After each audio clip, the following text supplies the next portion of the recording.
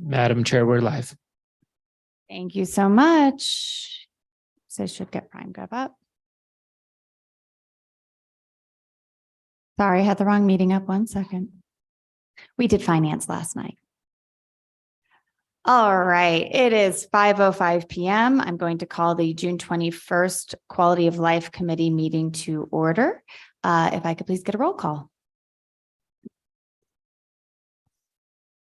Councillor Chavez, Councillor Lee Garcia, Here. Councillor Michael Garcia, Present. Councillor Villarreal, Present. Madam Chair, I am here. you have a quorum. Thank you so much. Moving on to approval of the agenda, we do have a change. Can you please tell me which, I think it's item J. We are pulling off the agenda as it's not ready. Yes, Madam Chair, we are removing item J. I just talked to Director Bernadette Salazar, who's in the room, and it's my understanding that she issued an email regarding the reason for removing it. Yes, she did. Thank you. Thanks so much. Any other changes to the agenda? And if not, can I please get a motion to approve as amended? Move to approve as amended. Second. Motion and a second. All those in favor say aye. Aye. Aye. Any opposed? Motion passes. Moving on to approval of the consent agenda. Loretta, can you remind me what was pulled off? Madam Chair, item G, Councillor Chavez is recusing herself. So we're going to pull item G, and we are pulling item M, which is pulled by Councillor Villarreal. And that's all I have for now. Councilman Villarreal, you got N, your answers to N, questions to N answered. I did. Thank you. Okay, wonderful. Thank you. All right, so G and M, if there is nothing else that the committee would like to pull, can I please get a motion to approve as amended? Approve as amended. Second. Motion and a second. Can I please have a roll call?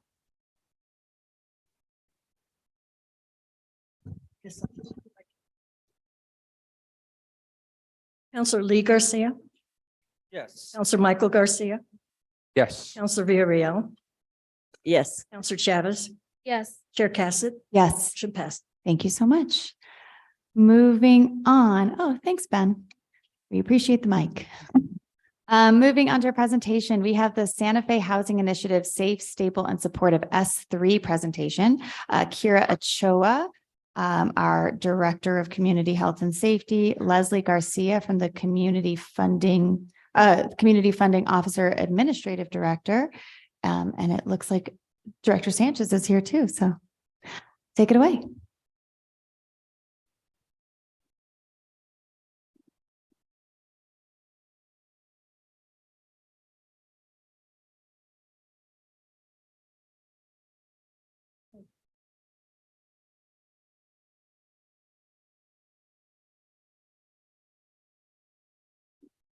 You can hold this one.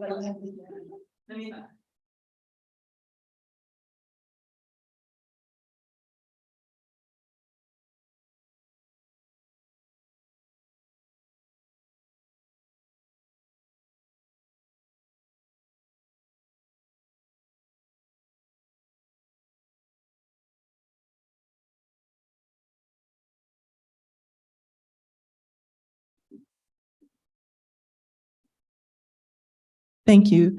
Thank you, Madam Chair, members of the committee. I will be presenting with my staff, Julie Sanchez and Brittany Rodriguez, and Leslie Garcia is also here to help me tell you about the Santa Fe Housing Initiative S3. So the Santa Fe Housing Initiative is a really great collaboration that started really in response to what was going on during the pandemic, where the needs were coming fast and furious in terms of housing and shelter. And many of our partner agencies and many of our funding agencies, the county, the city, and the foundations were scrambling furiously to meet that need. And the need to have a collaborative, coordinated effort was identified. And Ancorum, Thornburg, and the Santa Fe Community Foundation, along with McCune, really took the lead in forming the S3 housing initiative, which was wonderful. The city and the county didn't have a lot of bandwidth. And so for the foundations to step in at that time was very powerful. And those are the partners that you see there. And also, there was a need to really do some strategic planning with all of our partners in the community. So here you see that a key partner, of course, in all of this is the New Mexico Coalition to End Homelessness, which is a statewide nonprofit that coordinates efforts, including data efforts and advocacy efforts. And then our local providers, as well as some consulting groups, Marisol Atkins, Luz del Sol, as well as Project Moxie are key. And then you see the Built for Zero logo there on our partnership, because Santa Fe, as you know, the city had joined Built for Zero back in 2019. And it was encouraging to us that as our partners began to look at the Built for Zero methodology, they came to use it as a key foundation for establishing the vision for S3 as a whole. Initially, S3 wanted to do quote unquote more than just addressing the need to end chronic homelessness. But as they looked into the methodology, they realized that chronic and veteran homelessness is a canary in the mine that points to all of the things that need to be fixed, including affordable workforce housing, and all kinds of initiatives that the Santa Fe Housing Initiative wanted to look at. Planning for new units, all of that is really possible under the Built for Zero methodology. So the vision for Santa Fe Housing Initiative is for public and private partners to work collaboratively with community providers and advocacy groups to ensure that Santa Fe is a place where homelessness is rare, brief, and non-recurring, which is very much the vision for Built for Zero communities. So there's a nice alignment now there. And then, really the reason it's called S3 is that the belief is that we all in Santa Fe need to provide safe, stable, and supportive housing for every member in our community. I'm going to let Brittany Rodriguez talk about the Built for Zero methodology. I know you all have heard about it before, but I think for the benefit of anyone listening, we'd like to do a little renewal of our work with Built for Zero. Here's Brittany Rodriguez, our program manager on homeless issues. Madam Chair, Council, committee members, thanks for giving us the opportunity to talk about S3 and all of the great things that we're doing down here. Built for Zero is a national initiative. Like Kira mentioned, we joined in 2019, so before I joined our team. And it's a model that reflects the S3 initiative in that it asks, how can every member of the community contribute to the solution? And that's including individuals who are currently experiencing homelessness. That's including the business community, the service providers, the city, counties, just everybody. So a lot of this is from the Built for Zero website, but the core areas that we're looking at are maintaining the shared definition of the end state, which is what they call functional zero. And you'll see that description down there at the bottom of what functional zero is, and we can talk more about that or if you have questions. Assembling an accountable community-wide team using real-time data, which accounts for everyone by name and need. So no longer grouping people into categories, understanding that every person is an individual and no one solution is going to cover it all. Centering around racial equity, understanding that a lot of homelessness is disproportionately experienced by our Indigenous and Black communities. And then investing in targeted data-driven housing. So going back to the data part, Built for Zero is very much rooted in data. I'm sorry if you say data and not data. And really, Santa Fe, we lack in that area right now. Everyone is familiar with the PIC count point in time. It's not accurate. We're not capturing everybody. So this is a new way to start looking at who's experiencing homelessness in our community. And functional zero is a milestone which must be sustained, and that little quote previously where homelessness is rare and brief when it does occur. And they do work within populations. So yes, we're creating this thing called a by name list, which is accounting for every single individual and experiencing homelessness, but also looking at chronic homelessness, veteran homelessness, and youth and families, and taking care of one population at a time using the models that we are able to create from each one of those populations. I think S3, we're really excited to do some strategic planning around Built for Zero. We've got a wonderful Built for Zero coach. Her name is Emma Beers. She does technical assistance with us, and she is going to be helping us in August to really align our values and have a clear vision of what Built for Zero can do for Santa Fe and really start moving on that initiative.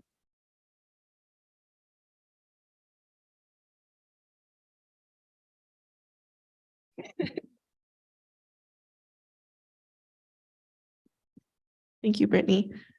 Madam Chair, committee members. So our guiding principles for S3, and this was something we all came up with collectively at the beginning of S3, and will continue to evolve, especially through our strategic planning process. But those guiding principles are shared responsibility, the specific points of accountability, system partner alignment with clarity of roles, clear objectives with identified and actionable goals, shared commitment to house the most vulnerable, utilization and development of existing coordination efforts. I'm one for not reinventing the wheel, so I love that one.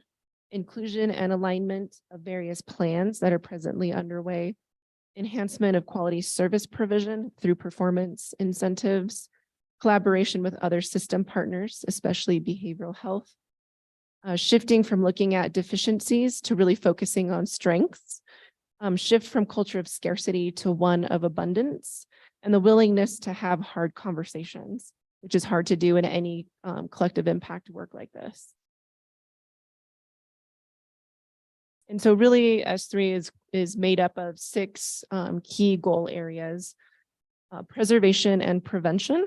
So we're looking at increasing resources, developing strategies to prevent homelessness, and that includes the preservation of existing affordable housing and enhanced utilization of social services, increased financial supports such as city and county affordable housing trust funds to prevent homelessness and stabilize those who are precariously housed.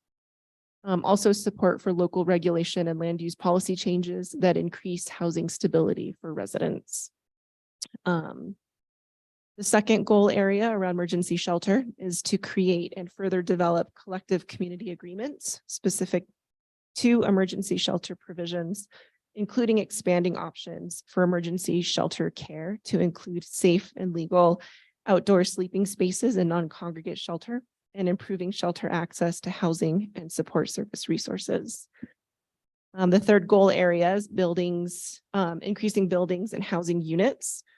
So quantifying the need for additional affordable housing units, and through new construction, conversion, subsidization, and redevelopment, increase the local affordable housing stock inventory with a goal of at least 100 to 200 units per year.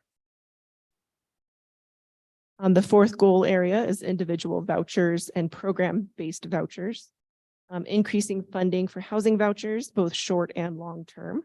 Develop strategies to ensure that those vouchers can be used flexibly, utilized in ways that promote equity and housing choice, and ensure that existing voucher programs are expended in full. The fifth goal area is supportive services. So ensuring that all interested individuals and families participating in housing programs have high quality crisis intervention, behavioral health care, and other supportive services to maintain safe housing. And the sixth goal area is our system infrastructure. So continued development of a community-wide homeless response system, which includes strategic planning, clarifying of roles, function, and authority of each partner. The system development will include collective identification of system gaps through collecting accurate data, creation of cooperative strategies to address gaps, and consistent cross-agency communication on funding opportunities, housing initiatives, and overall system development. The interesting thing about creating these goal areas is we just had a presentation from the United States Interagency Council on Homelessness, federal folks who are doing the work, homelessness work and policy work on the federal level.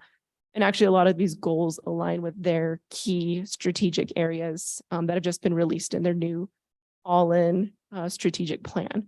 And so it felt really good to have these goals validated on the federal level. So we've made quite some progress in these goal areas. This initiative was started, or S3 was started in 2019. And so, we wanted to make sure we highlighted some of the progress towards these goal areas. So in terms of preservation and prevention, the city and county have the Joint Connect program, which has provided thousands of people with support to maintain housing.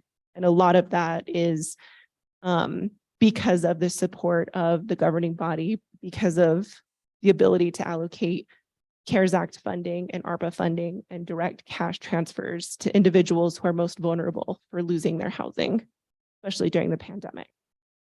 Again, we have $2 million committed from the city for eviction prevention funding, which started in 2022. Standing up in terms of emergency shelter goal, Consuelo's Place at Midtown, which was our first non-congregate, one of our first non-congregate shelters, emergency shelters, for 60 plus households. That has room for 60 plus households at any given time. 25% of those total guests have been permanently housed, which is incredible, given the population that Consuelo's is working with. Emergency shelter, hotel, motel rooms.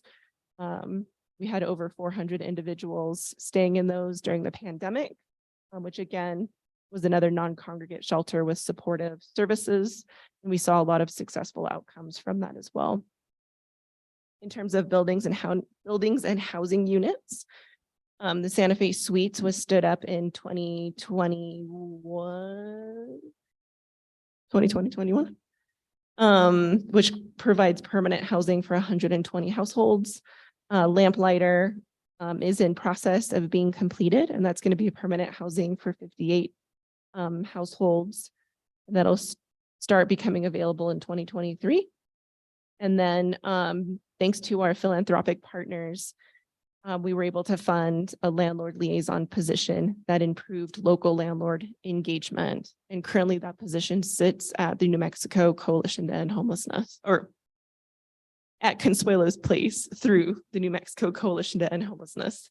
And that was funded through philanthropic partners, Thornburg and Incorum. In terms of our individual vouchers, right now, there's currently been distribution of more than 150 housing vouchers for homeless and precariously housed individuals, including chronic veterans, individuals and families. In terms of supportive services, La Sala, the behavioral health crisis triage center and mobile behavioral health crisis unit was opened and has been serving a lot of folks who are unsheltered. The alternative response unit was stood up and assists people in crisis via 911, many of those individuals who also are currently unsheltered. And in terms of system infrastructure, we revamped and are continuing to work with the Built for Zero initiative to achieve quality data. We are working cross-agency, across funders. We do have various working groups that meet regularly to talk about system infrastructure. The landlord liaison position, again, to improve local landlord engagement. And then, of course, the joint resolution that was passed between the city and Santa Fe County in 2022. Then, of course, we have some goals that we're working on, things that we're doing currently. Of course, we have our enforcement of our no camping ordinance. The park ranger program, which partly comes out of my shop, is in charge of making sure that there's enforcement of the no camping ordinance, while also connecting individuals via the Connect network to different resources in our community, expanding mobile outreach services, and getting implementation of the MHU, the mobile hygiene unit, which we have a few providers who are interested in operating. We're looking at purchasing another motel for conversion to non-congregate shelter and housing. Of course, expanding day shelter services, supporting cross-agency mobile teams to provide home-based supportive services to support households to maintain housing. And that's a collaborative effort between 3 local nonprofits, LifeLink, St. Elizabeth's, and Casa Milagro. And even though this says that it's a goal in the works, we've actually accomplished it, which is developing a local lived experience advisory board, which is the voice of people who've experienced homelessness in all areas of the system. And they're an amazing, incredible group. And at some point, I would love to have them present to you all. And then creation of more affordable housing that includes set aside units for special needs households, and then implementing a safe outdoor space, which we've already taken the steps in making that goal become a reality. Oh, I feel like I talk too much. Okay, I'm going to be quick with this one. We have many community working groups through S3. Brittany, myself, and Kira sit on them pretty regularly, as well as Leslie and some of the other funders. We have an outreach group that's specifically for outreach providers. We have a data group that's specifically around coordination of our data needs. The direct care staff meeting actually had their big quarterly in-person meeting this afternoon, which we were too busy hosting federal people to be at, but hopefully we'll be at the next one. There's an emergency shelter group that coordinates all the emergency shelter efforts. Of course, there's the funders group, which is talking about alignment, funding opportunities, as well as what the gaps in our current system are. Permanent supportive housing, special projects and development, which is mainly focused currently on the lamplighter, and then collaborative stakeholders, which is kind of the higher level of information sharing and coordination. And then the S3 Fund Advisory Board, which is mainly made up of funders. The other individuals who are involved in S3 who couldn't be here now also is our Office of Affordable Housing. So their staff also comes regularly to these meetings. The county's Office of Affordable Housing also is a part of these meetings. And I just want to make sure I mention them as well. Well, these are all much more in-depth slides. So I'm going to give it to Kira.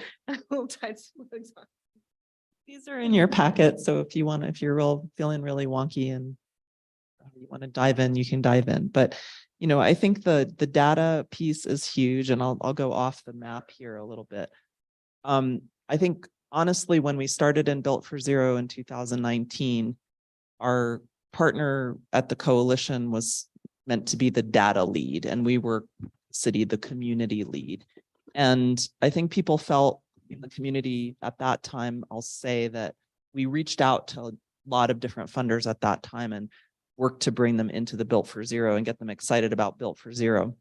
But I think in part, we failed to communicate that idea I started with, which is homelessness and chronic homelessness is a canary in the mine that gets at so many of the other problems that the community wanted to address. The lack of affordable units, the lack of behavioral health supports, and things that I think at that time, speaking generally and a little for people that aren't here to say otherwise, is just, they felt maybe that it wasn't quite in alignment with their overall mission or their overall focus, or that it would somehow take away from the need to create more affordable housing. And it was really exciting that we finally got the stars aligned at the right time. I think after we worked so closely together through the pandemic, it was clear that, people wanted to learn more about how to have a system and a kind of a template for how we could do this together as a community. And that is when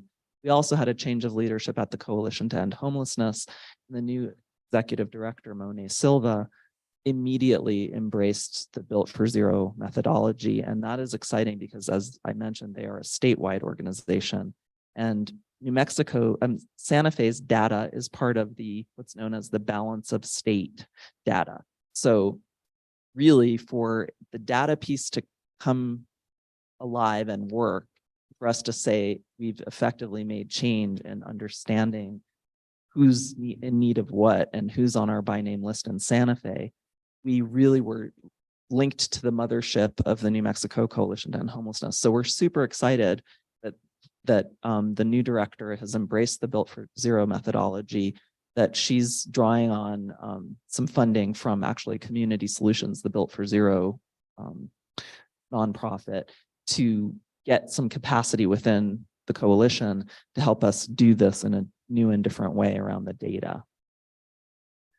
I'm going to turn this slide over to Leslie, because I think what I'd love to invite Leslie Garcia from Thornburg to talk about is what it is to be in a initiative together, and how that has been, from your point of view, working in the realm of homelessness for the last many years that you've been doing. So please, if you wouldn't mind coming up and into that. Thank you.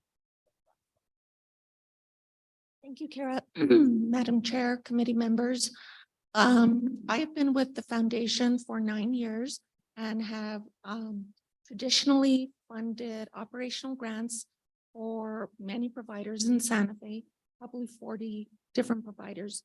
And about 4 years ago, Mr. Thornburg gave me the challenge. I want you to pick an area that we can attack on a systemic level. What policy can we bring in? How can we help the system change? And let's not just throw money around anymore. So as Kira mentioned, the silver lining of COVID is that we all got to work together a lot. So what we found that came out of this is we had this thing called collaboration, got everybody out of their silos. And that's one thing I did not want to end. Last summer, I was lucky enough to be able to write a white paper on homelessness in Santa Fe. And I turned over every single rock, talked to everybody, read the literature. We did a thorough analysis, presented to our board in September. It was approved, and we made our first grant to the S3 fund at the Community Foundation in December. So what I bring, my special skill is I'm really organized and I'm a high thought person. I have capacity. So I'm bringing all our great ideas, everybody that's working really hard in the trenches, I'm bringing us together, and I'm kind of imposing structure on everybody and accountability. And I agree with everything that's been said today, but one recent win is that the 3 funders that were mentioned, plus Community Solutions, recently approved grants within their own organizations to fund 2 key positions at the New Mexico Coalition to End Homelessness. One for a key coordinator to do all the work that kind of all of us have been doing. And then another one is a data person, specifically for Santa Fe County, both positions. And our grant was approved earlier in the month. Money will be at the coalition by August 1. And hiring they have people already that they're looking at. So our goal is to get this person ramped up by the Built for Zero conference in September. And then our goals are year end to start looking at our strategic plan.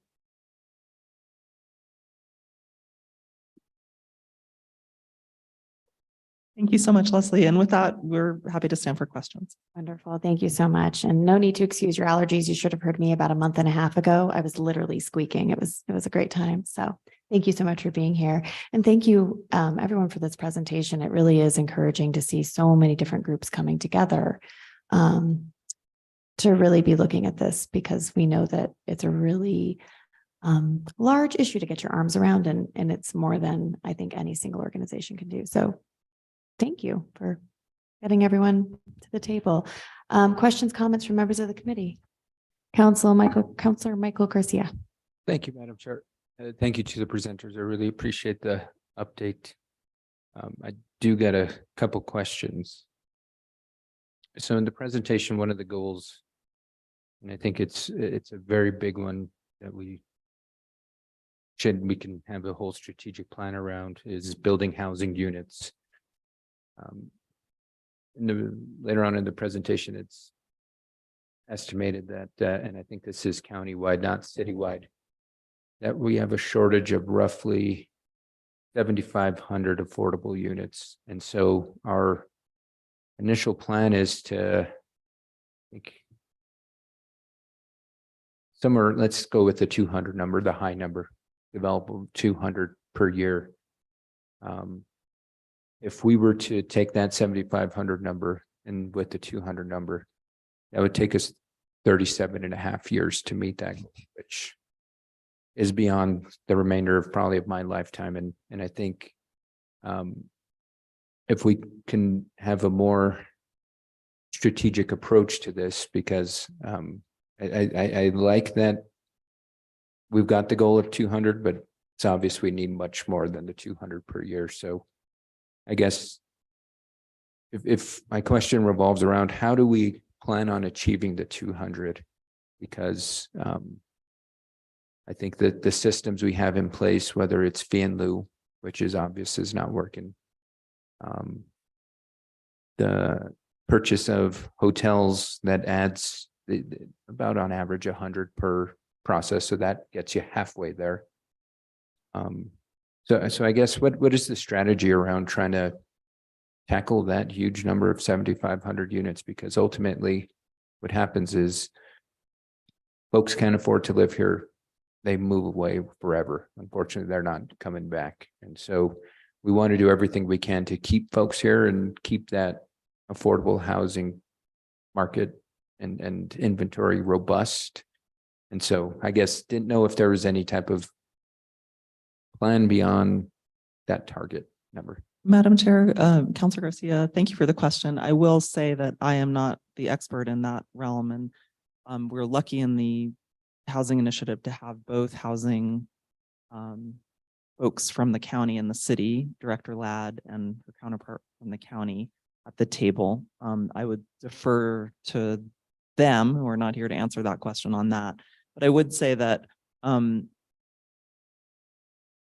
number is, you know, not, it's an imaginary number until you actually have good data. We might need more than that. We might need fewer than that. We know that, for example, if we're trying to end homelessness, a significant portion of people resolve homelessness by being reunited with family or friends, a higher proportion than we knew when we began this work. So building units for ending homelessness is not the only way to end homelessness.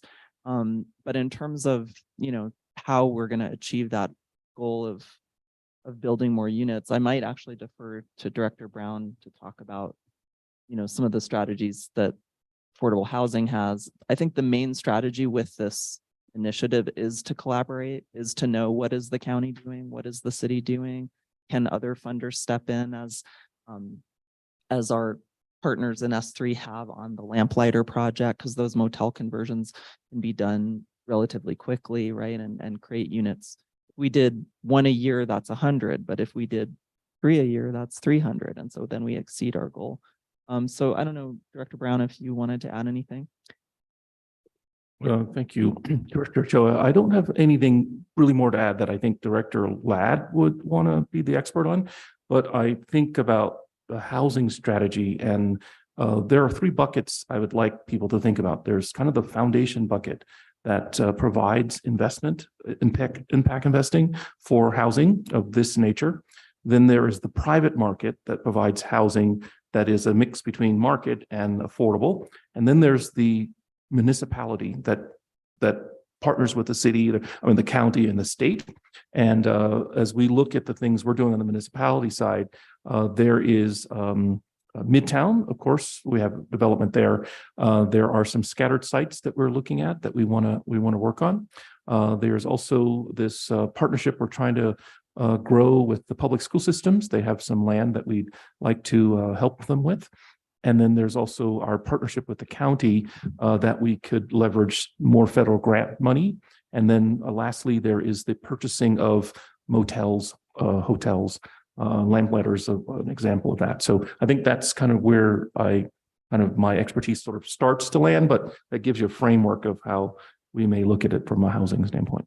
And I'll just add that we are having a presentation on housing from Alexandra Ladd and Heather Lamboy I believe we rescheduled it for July. Is that correct? And I also know that the Santa Fe County is currently working on their strategic housing plan, or affordable housing plan. So that'll be another area for us to be continued on in terms of seeing what that looks like. So more information to come. And Madam Chair, Councilor Garcia, if I could add, one of the things that the initiative seeks to do is break down stigma around homelessness. The Lived Experience Advisory Board is, as Julie mentioned, extremely powerful in helping us understand, who are people who are experiencing homelessness. And, one of the things that we are obviously going to need to address is an American problem, which is our attachment to single family homes and certain kind of zoning that has us not wanting people near us as Americans. And I've been listening to a lot of, podcasts about this topic. So I'm sort of channeling all that. And part of the way I think about it is when we start to accept that the tragedy of homelessness is we own it, the whole community owns it, and we must all solve it together. Then we start to say things like, hey, maybe I could take advantage of the accessory dwelling unit option and convert my garage into a place where a lower income person could rent from me. And that would be a benefit to me, and it would be a benefit to that person. So it's also an awareness campaign that we need to get out there. And we're very excited in the stakeholder group to have Scott Hutton from Hutton Broadcasting has joined the team as a representative of the business community, and we're asking for more business folks to join us. I didn't mean to look at you so directly, Councilor Garcia, but I know you had a wonderful conversation with Brittany Rodriguez's predecessor about causes of homelessness, as you really sought to understand what that was and what we could do as a community. And so everybody cares about this as we all begin to take ownership of what we can do in our individual realms together. It's corny but true that we're stronger together, and we're only as strong as our weakest members. And if our weakest members are suffering in this way, we've got to think outside the box and do things differently and try stuff. And one of the things I really like about the Built for Zero model and this team at S3 is we're willing to try stuff. And if it doesn't work, we'll try something else, because we can't just sit here doing the same thing. And that's part of what I thank this council for and this committee for being willing to pass that resolution to help us get a safe outdoor space and try it, to pivot to, direct cash assistance as we realized that not everybody had a traditional lease or could benefit from traditional homeless prevention funds. That kind of thing is the culture that the S3 collaborative seeks to enhance. And the other thing that I'd be remiss in leaving out here is, Marisol Atkins' work with forging a volunteer group, which I think has over 60 people that are very active. A lot of them retired folks, just people who have extra time to devote, who are trying to figure out how to lend their skills to solving the problem. So we have to get out of this mindset that one entity alone is able to solve it. It's a big problem, and we're way behind in units, we're way behind in services.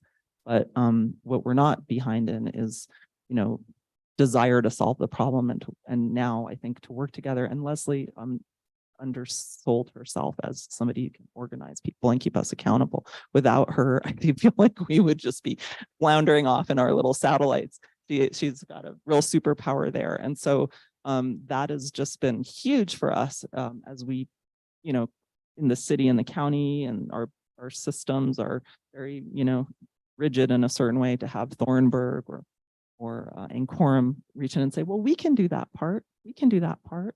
It's just such a heartening experience. So I forgive my soapbox, but there you go. Well, I appreciate the soapbox, Director Ochoa.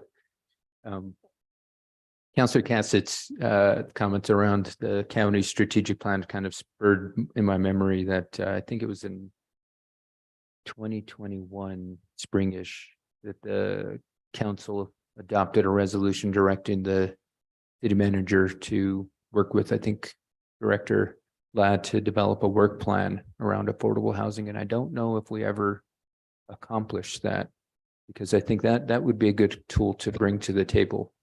And I think there was a couple of items with that resolution. If we can, as a committee, maybe rehash the objectives of that resolution, because I think no time is more critical than now to address our affordable housing needs. Just because I think through the current practices, we've yet to really make a dent. I think through fee in lieu of, the numbers were less than 200 units were developed, 2016 to 2021. Then we had the 123 units from Santa Fe Suites, and then the 85 from Lamplighter. So that's less than 500.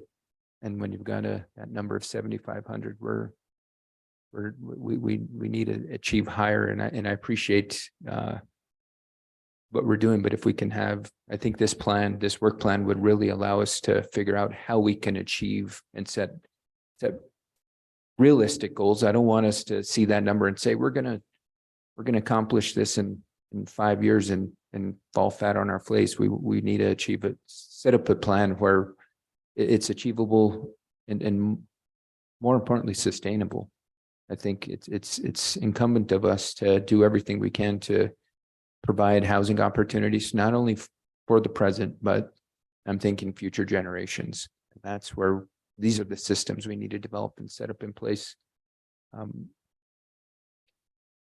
One quick question for Ms. Garcia, I guess, since you it's more a request. You said you developed a white paper. If you can send that to the committee, that would be fantastic. I would be definitely interested, and I'm sure my colleagues would be interested in reviewing it. It's one of those, through this community coalition, it's exemplified that we're stronger together. I see it in, I hate to take it back to cheesy 80 cartoons, but I'm going to put this reference out there, kind of like Voltron.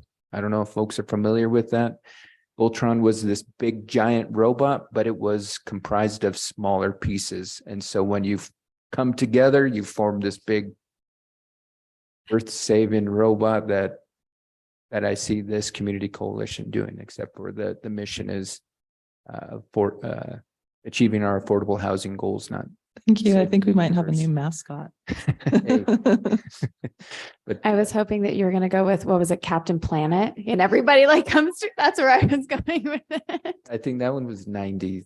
Oh, well, that explains why that's what I recognize. That was a common theme, I think the Power Rangers do the same. Anywho, we'll get off on that tangent, but I appreciate the work that's going into this, because it shows that the city is not gonna just kind of stand idle and try to achieve these goals. We've got community partners that are helping us to achieve these goals, and I think that's how we're gonna get there. It's a community-wide effort, and not only community-wide, I look at it all the way up to the national federal level. So thank you for everything everybody's doing. I appreciate it, and I look forward to any updates, and I look forward to the white paper and reviewing all the great information you were able to uncover after turning over all the stones. So well, thank you all. Thank you, Director Ochoa. Thank you, team. Thank you so much, Councillor Chavez. Thank you, Chair. I just really want to applaud the concept, and I know this is a concept from Built for Zero, but it's also I've had conversations with Director Ochoa and Director Sanchez, and how you guys have emphasized the importance of understanding individual need. And this actually relates a lot to the work I do for Santa Fe Public Schools in special education. And so when we look at like when we want to, because it's so individualized, the need, it's hard to track what that need truly is in a larger picture because everyone's going to respond to resources differently. Everyone needs different resources. And, you know, you made a comment, it's not all about the units. We will have people who are experiencing homelessness or are having issues with housing right now that just need wraparound services that can make such a drastic change in their life that the housing unit was not necessarily the need for their lack of housing. And so the individuality, I just have to applaud you. I think it is so important. And it's important saying that, yeah, it's really hard to track what the true need is because of how individualized that need is for every single person that you're meeting and touching and having conversations with, making contact with, and their response is going to be very different because their need is way beyond housing. I think that's very clear. We have a very broken mental health system right now, which puts a whole other challenge on that. If that would be addressed, imagine how that would change the need of housing. It wouldn't look necessarily how it looks right now. So there's just so many factors and there's a lot of pressure on the housing component of it and it's for obvious reasons. But really the other pieces of work that our partners bring and, you know, that our government needs to kind of shift in its focus could have great impact on that as well. So I just wanted to applaud you for that, this concept of individual need and how we have to kind of evolve how we serve that, I think is just a very important point. One thing that I do want to ask about or ask for more information is how you brought everyone together. So I've had multiple conversations today about silos, like how we have amazing individuals in our community who want to serve, like individual people and partners and government agencies and private sector organizations, like just so many people that want to help. And if we were able, like with this, with the focus of housing, to bring them in a common goal, how the impact could be greater. And it sounds like we've just initially got to that place right now due to your work, Ms. Garcia. So I would just like to hear a little bit more about how that evolution of bringing everyone together, holding people accountable toward a common goal looks, because we need that in so many other areas right now. You know, I was having conversations earlier about youth, like how the youth there's need across the board. For our youth right now. And I had a long conversation with an individual today about how do we bring everyone together so that instead of meeting pockets of need with our youth, we're all going in the right direction so that we're actually helping all youth who need the help. So if you could just elaborate on that work, I'd appreciate that. Thank you for that question, Counselor. Personally, we started out by listening, because we knew that we don't know everything. So we came in with humility. I'm from Santa Fe, so it is very important to me to take care of all Santa Feans. And I offered a unique experience to my coworkers because I am from here and I went to public schools and I got an education, and it's important to me to be of service to my community. So we start out by listening. We start out with simple things like small convenings, having coffee, having lunch, and just keeping excellent records. And then once we have enough ideas, enough people at the table with different points of view, we just kept bringing them together. And when we were able to bring Roseanne Haggerty from Community Solutions, we had 3 different days, one for providers, one for funders, and one for government officials to come. And then we summarized everything and we share the information. So I think it's not easy. It's humbling work, and it's real work, and it's satisfying when we do it right. but every day you can be happy for, 5 minutes and then you know how much more needs to get done. But it's been incredible because my whole career, I have never, ever seen the community collaboration that I see now. And it isn't easy. People get on each other's nerves. There's busy schedules, but we are not forgetting our why, and that's to make Santa Fe a safe city. And then hopefully our model can be replicated throughout the state. Yeah, I would love to see your model on paper so that we could just distribute it across an addressing need.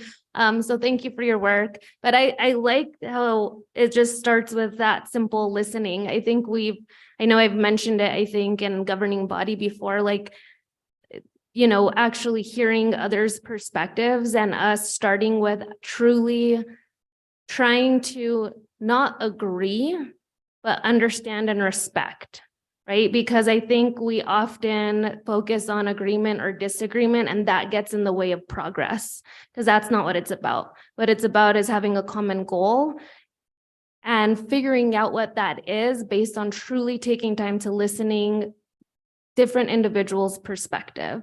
So thank you for that skill, because I think we all could we need some practice in that. I think that's, especially during this time, our community struggles with just listening to one another.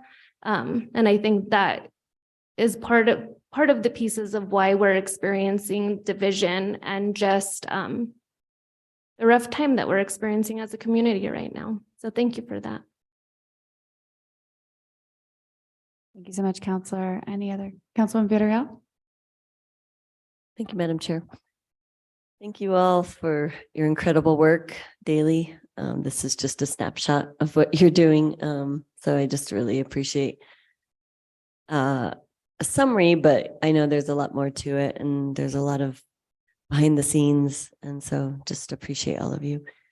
I'm always curious about, well, before I go into that, I do want to say that I'm really impressed by the Lived Experience Advisory Board. I think that was the best component to this work, because it was actually including people that not only had lived experiences, but it humanizes the situation and their situations. And I think that that's where we need more community engagement, where people actually can share about their lived experience instead of people just making assumptions about what it's like to be homeless or, their experience, and what they see as like the aftermath of what's happening in their neighborhood. Or so I just think that's a key component. And the more they have an ability to share their stories, I think the better off we are to be able to really make this real, make it a real situation.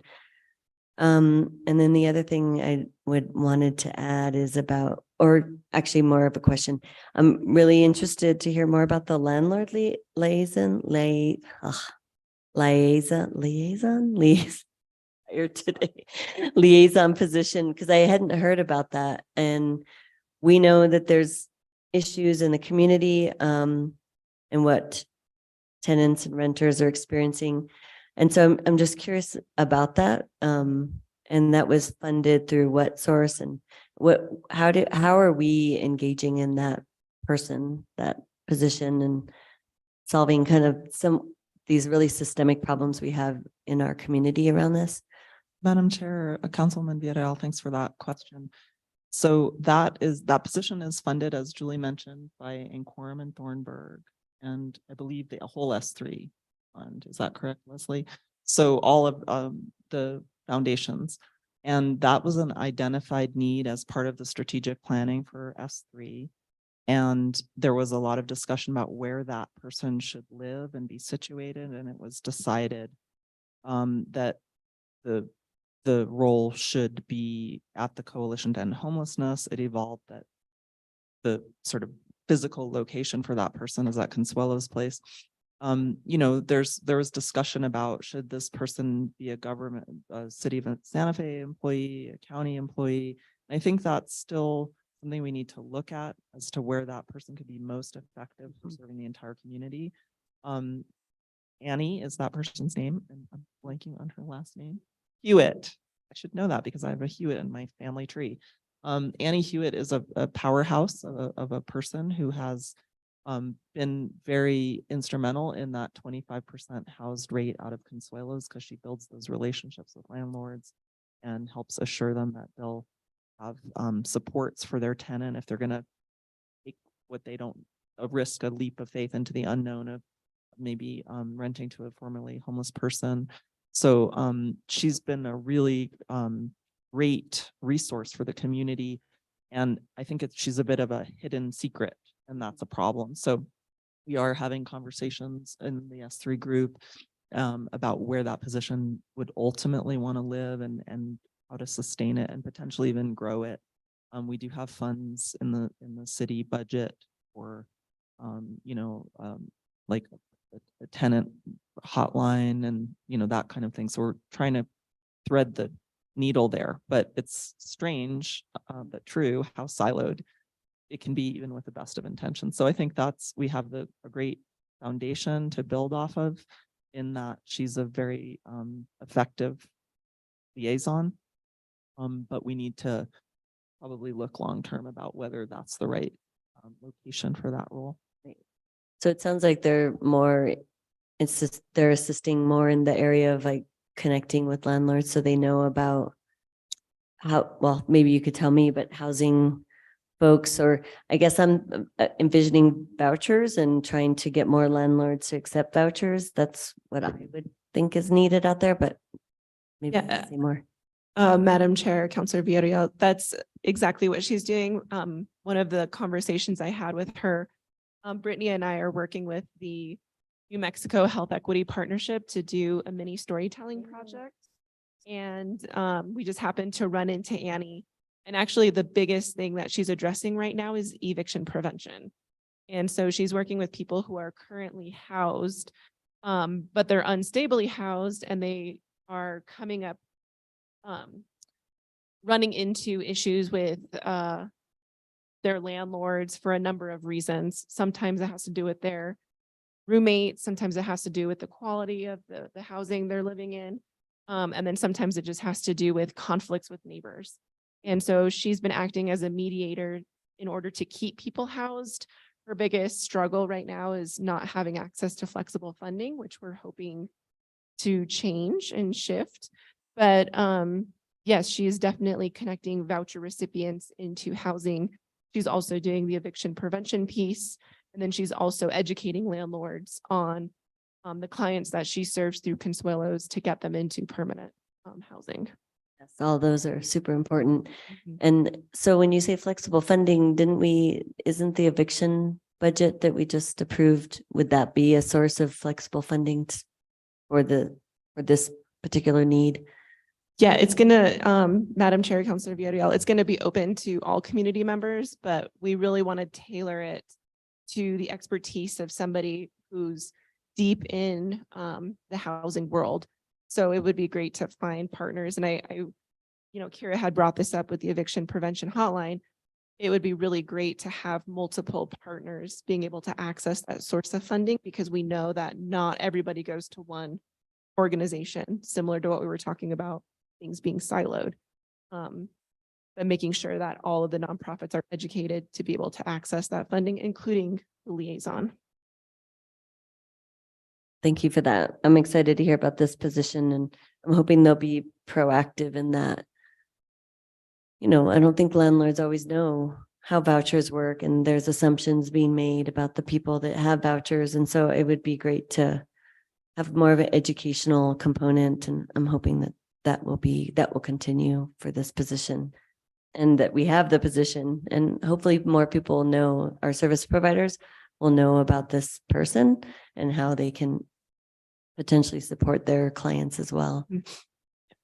Since my other job, I'm a funder, I'm curious about the funding strategies and the partnership, more so to understand if there's alignment with the different funding partners, if they have kind of a strategy together. Are there goals that they want to reach? I know the homelessness example you gave, Ms. Garcia, about how your paper really kind of lent to helping them decide this was a hot button topic and it was important for them to take on. And I guess I'm just always trying to visualize, like, is there, even with other local funders, are they communicating about how they can collaborate on whether it's through impact investing, through grant making, through infrastructure support? And so I guess I'm just curious if you all had anything to share about that. Even the folks that you didn't list, I mean, right now you said Thornburg and Quorum. Is Santa Fe Community Foundation part of that? Santa Fe Community Foundation is, yes. And so, CUNY. yeah, I'm just curious about if there's a strategy behind it for this area. Madam Chair, Councilwoman Villarreal, yes, I think, well, first off, I'll never forget the master Excel spreadsheet that we all contributed to just get down on paper so everyone could see what they're funding and what amount with what intent. Huge just to have a simple tool like that that's updated in real time. So part of the funders' alignment here is just let people know what's happening. I will say that because of the pandemic and all that fast and furious, you know, it was sometimes like, oh, by the way, we're gonna sign a contract with so-and-so tomorrow. And they're like, oh, shoot, we're gonna do that next week, but thanks for telling us, because now we can pivot it and use this other money in this other way to fill this other gap. So it was a lot of that kind of like kitchen table budgeting almost together, but it was powerful, I think. And now the S3 fund is housed at the Community Foundation, and that is not city or county funded. That's all the private foundations. And they receive requests for funding from providers and folks that are wanting to, you know, start new initiatives or fund existing programs. And then we all get to have a conversation about that decision and whether it makes sense to fund it or could we fund it in this way? Oh, actually, by the way, that's a little duplicative because we're trying to do that over here. Or wouldn't it be better if we did that? So it's kind of a work in progress in terms of the strategies right now. As Leslie said, there's a desire to increase the capacity at the coalition to do the Built for Zero work. And so that's a high priority for the funds, which is great. And then, you know, just again, to sort of have even the city and the county looking at each other's Excel sheet and being on the same Excel sheet has been rather powerful. Thank you. I don't know if Ms. Garcia wanted to share anything. I know that there's a lot of different needs, and even in the funder world, sometimes people pick the quote sexiest topic to fund at the moment. And I don't think it's sexy, but homelessness has been, you know, an ongoing issue, and then it's just continuing to get worse. So I'm just curious if you had any insight about that, like what you're seeing with the funder collaboratives that gives you hope, because there is a strategy, because there's not always a, you know, like a unified strategy, because everybody has different funding sources. They have different people they're accountable to. And so I'm just curious what you're seeing. Madam Chair, Counselor, in August, we are starting our strategic planning for S3 because the funders are slowly turning away from rapid response from COVID to strategic planning for real change, long-lasting change. And Quorum right now is the funder that is doing impact investing and looking at housing and has those staff members on board. And we're more the front end, looking at policy and more. The great thing is, though, everybody right now is realizing how important policy is, and it can't be just a Band-Aid for this, like you said, this time period. It has to be something that the next generation will inherit, and we don't have to rebuild the wheel. Mhm. And so it's coming in pieces, but each of the funders does something separately, and the Community Foundation is our fiscal sponsor. The Coalition to End Homelessness has the statewide connections with the providers, and we have our policy expertise and our local expertise. So I think everybody brings something unique to the table. Is that? Yeah, that's great. I think we're very fortunate to have not just this model, but also we have a lot of resources in Santa Fe. I think about other jurisdictions that don't have this kind of network where there is kind of a concerted effort to look at systems change instead of just Band-Aid approaches or just charitable activities, which I don't think really moves the needle at all. So yeah, I'm just excited to hear about this and seeing the momentum and coordination, I think, more than anything. So thank you for your efforts. Thank you. Thank you so much. Any other questions, comments from members of the committee? Well, thank you all again so much for being here and thank you for your work. Really looking forward to hearing some more of the updates as we move forward with the safe outdoor spaces and more of the hotel conversions. And I know that there is a lot happening that I am excited to continue to hear from updates from all of you. And if you could please pass along or my gratitude, I won't speak for everybody else, but I'm assuming they'll nod their heads to all the partners who are doing this work. As Councilman Villarreal was saying, we are extremely lucky to have this network here in the community and people willing to come together. And it's not easy.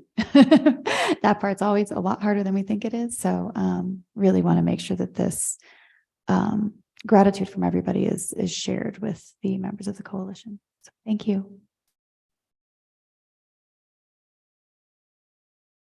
Oh, it's still me. Okay. Moving on to consent agenda. So item G, was a request for approval of a professional services agreement with Santa Fe Public Schools for expanded summer program opportunities for the youth of Santa Fe in the amount not to exceed $150,000, including New Mexico GRT. Julie Sanchez may not be here anymore. There shouldn't be any questions, though. It was just for Councilor Chavez to recuse. So Councilor Chavez, go right ahead. I will be recusing myself because Santa Fe Public Schools is my employer. Thank you so much. We'll let you know when we are ready to bring you back in.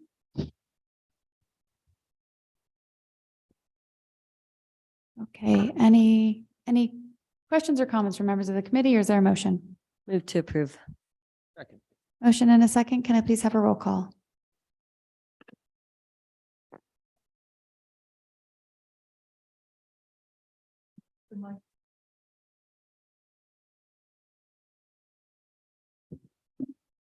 Oh,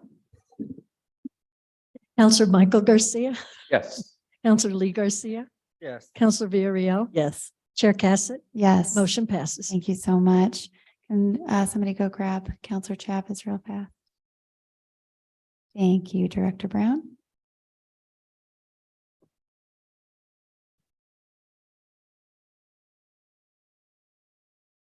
Okay, moving on to item M.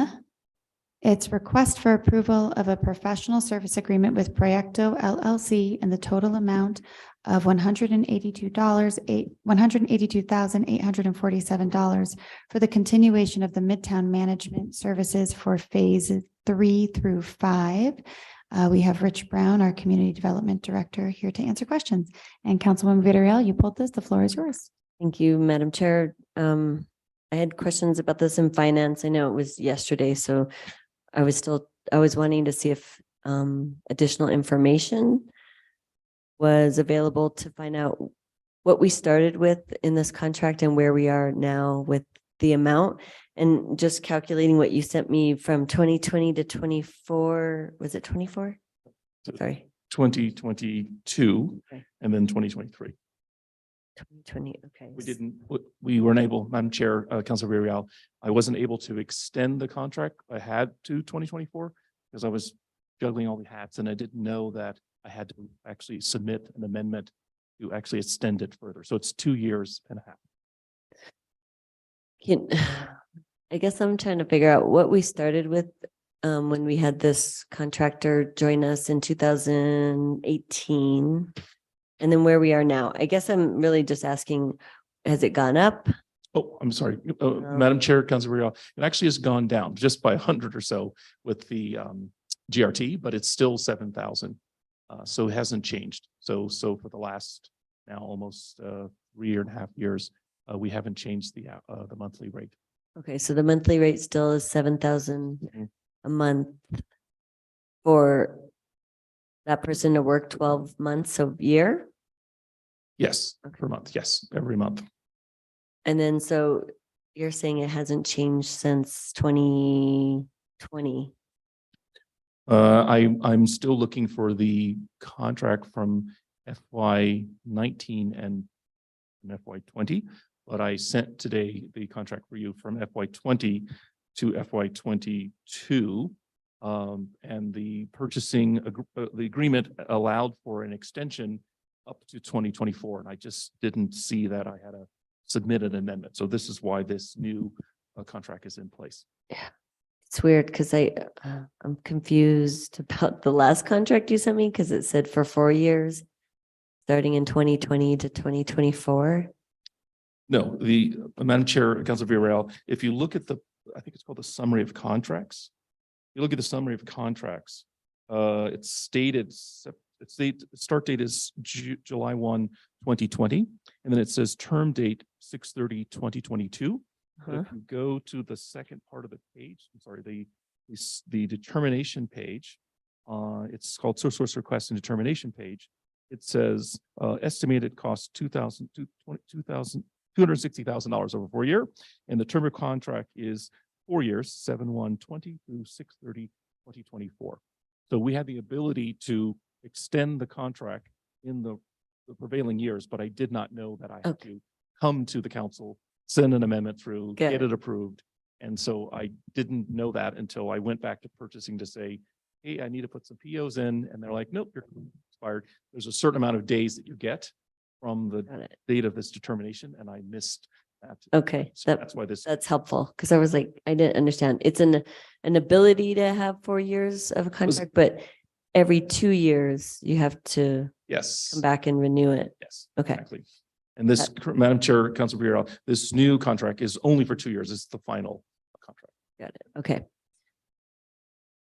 That's helpful in my brain to understand kind of the process and that it stayed the same. If you could just email me the 2018-19 contract or no, 2018 to 2020. Yeah, Madam Chair, yes, Councilor Villarreal. Yeah, I was just starting, so I'm looking Okay. for those. That'd be files, great. my predecessor. Okay, just want to see where we're at tracking wise in terms of this contract. And I know you provided the scope of work. So that was helpful. I think that's it. Those are the questions I have. I'll just wait for your additional information. Thank you. Thank you so much. Any other questions or comments from the committee? And if not, can I please have a motion? Second. Motion and a second. Can I please have a roll call?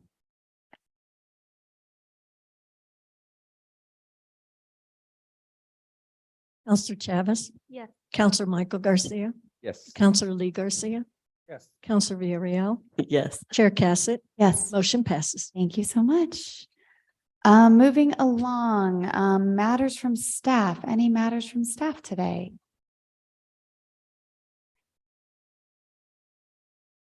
No matters, Madam Chair. No matters for me. No matters from community development staff. Okay, wonderful. Thank you. Any matters from members of the committee? And no matters from the chair. Our next meeting will be Wednesday, July 5th. And with that, we are adjourned at 6:17. Thank you.